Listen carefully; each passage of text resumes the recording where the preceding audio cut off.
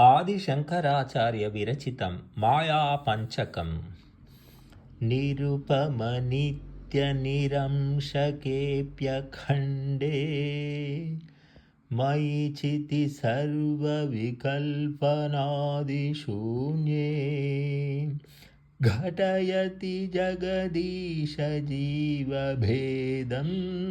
तु अघटितघटना पटीयसी माया अघटितघटना पटीयसी माया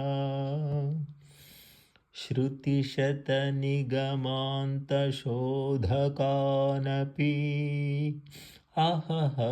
धनादिनिदर्शनेन सद्यः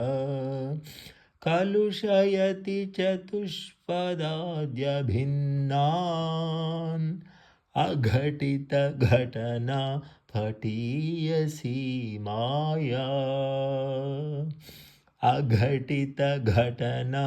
पटीयसी माया सुखचिदखण्डविबोधमद्वितीयम् वियदनिलादिविनिर्मिते नियोज्य भ्रमयति भवसागरे नितान्तं तु अघटितघटना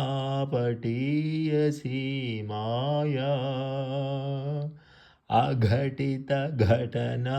पटीयसी माया अपगतगुणवर्णजातिभेदे सुखचितिविप्रविडाद्वहं कृतिं च स्फुटयति सुतदारगेहमोहं तु अघटितघटना पटीयसी माया अघटितघटना पटीयसी माया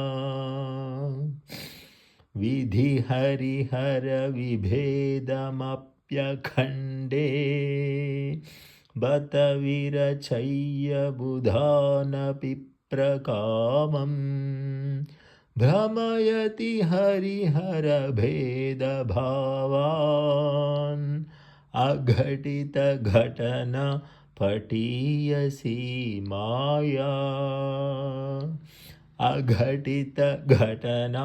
पटीयसी माया माया माया।